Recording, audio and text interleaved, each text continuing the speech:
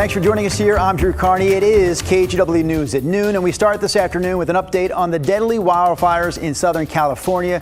We know more than 13 million people at this point are under what's described as a particularly dangerous situation, red flag warning. It's an extreme designation, not often used by the National Weather Service. So according to fire officials in Los Angeles, today's wind conditions could bring, quote, rapid growth and explosive fire behavior. 88,000 people are still under evacuation orders, and another 84,000 are under evacuation warnings. We are giving this fire everything we've got. This is a particularly dangerous situation from now through tomorrow. The strongest winds will be this evening, and we ask everyone to get prepared now to evacuate. So take a look at this new video from the Rose Bowl this afternoon. The staging site the Rose Bowl is for more than 14,000 firefighters from throughout California, other states including Oregon and Washington, as well as Mexico and Canada. Those crews say they are ready to fight any flare-ups or new fires that happen in the coming hours and days. Last night, crews responded to a new fire that started in Ventura County, north of Los Angeles. They called this one the Auto Fire. It's already burned 56 acres with no containment so far, although fire officials say they feel like they do have this fire under control.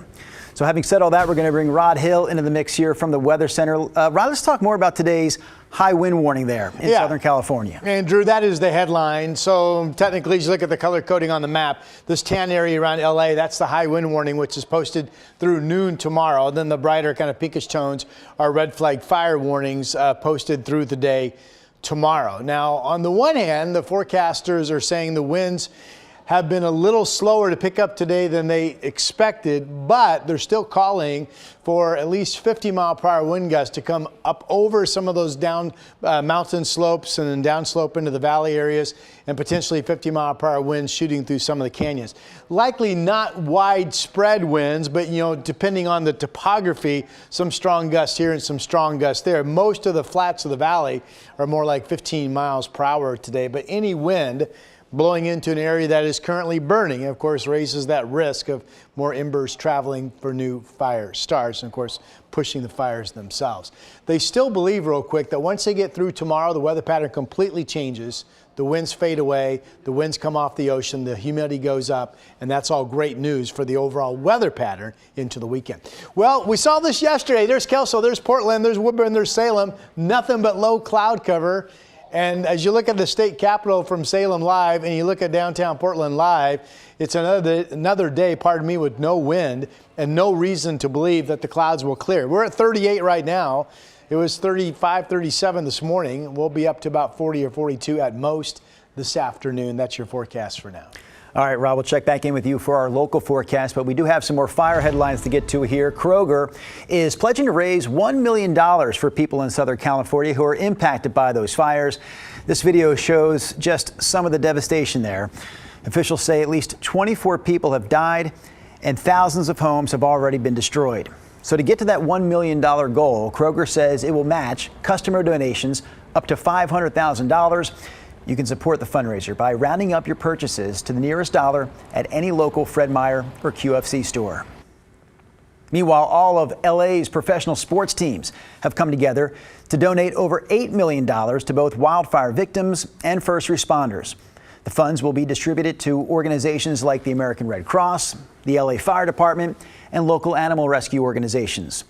Also, sports apparel brand Fanatics has stepped up to donate $3 million worth of merchandise to families that had to evacuate. And the company says it's releasing an LA Strong apparel line with proceeds from sales also going to the Red Cross and LA's Fire Department. A reminder that KGW is partnering with the Red Cross on relief efforts. So if you'd like to make a donation to this, you can simply scan the QR code you see there on your screen with your phone, or look for the donation link we have at kgw.com. You can also donate at any local U.S. bank branch. Donations will help the Red Cross give shelter and food to survivors, provide mental health support, and also help people reunite with family members. So far, with our viewers' help, we've raised over $46,000. So a big thank you to everyone who's donated. Here's a quick look at some of today's other national headlines. House Speaker Mike Johnson announced that flags will fly at full staff at the U.S. Capitol on Monday for the inauguration of President-elect Donald Trump. President Biden had ordered flags to fly at half staff for 30 days following the death of former President Jimmy Carter late last month. So Monday brings a brief pause to that order, and flags will be lowered back to half staff after the inauguration. Early this morning, the Department of Justice released former special counsel Jack Smith's report on President-elect Trump's effort to overturn the 2020 election. In the report, Smith claims the president-elect, quote, inspired his supporters to commit acts of physical violence on January 6, 2021. The report also claims that he knowingly spread a false narrative about 2020 election fraud.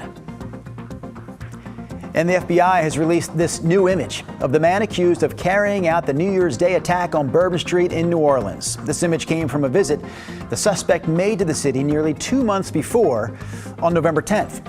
The FBI is hoping this photo leads to new information from the public that could help with their investigation. And that's a look at some of today's national headlines. Back here locally, day 5 of the Providence healthcare worker strike finds the Oregon Nurses Association facing a complaint.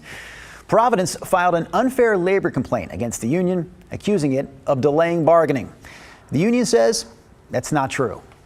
Providence also says it's ready to negotiate with union employees at 6 of the 8 facilities involved in the strike. The exceptions are Providence's 2 biggest hospitals, Providence Portland and Providence St. Vincent.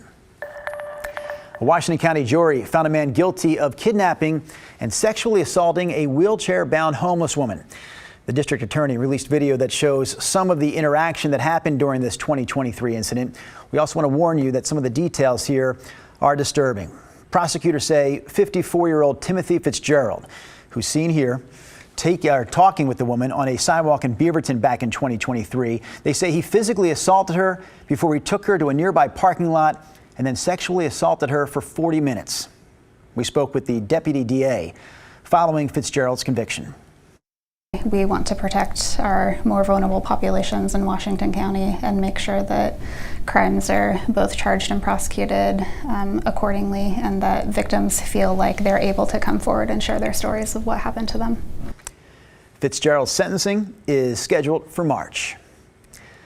In St. Helens, high school teacher Eric Stearns will stay in jail after his court case was delayed again. Stearns is facing 18 charges of sexual abuse against 12 different people. Yesterday, he waived his right to have a preventative detention hearing within 5 days. His trial is delayed while Stearns and his defense attorney push for a new judge. They've complained about the court filings in this case so far and how the current judge has handled procedural matters. We're also learning more about a shooting in Scappoose that sent one person to the hospital. Just after 8 o'clock on Sunday night, Columbia County Sheriff's deputies responded to the area of Green Meadow Way and Miller Road.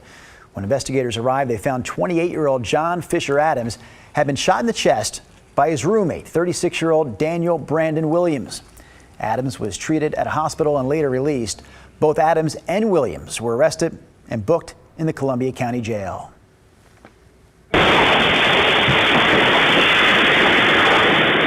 That was some of the craziest local video we had here on KGW last week. It showed a man as he crashed his pickup truck into Center Market convenience store in Polk County. It clearly caused a lot of damage. Thankfully, though, no one was hurt. So this morning, we received an update as the store is now back open. In a Facebook post, the market announced the store actually opened up back up yesterday morning. Meanwhile, the alleged driver, John Marlis, faces multiple charges, including reckless driving, robbery, and DUI. The owners of Clackamas Town Center have defaulted on $191 million in mortgage debt. This comes just months before leases for nearly half of the mall stores are set to expire. According to the Portland Business Journal, Bank of America sold the $216 million loan to a securities trust back in 2012. Brookfield Properties, which owns the mall, says it's now working with the lender. They say there will be no impact to the mall's operations.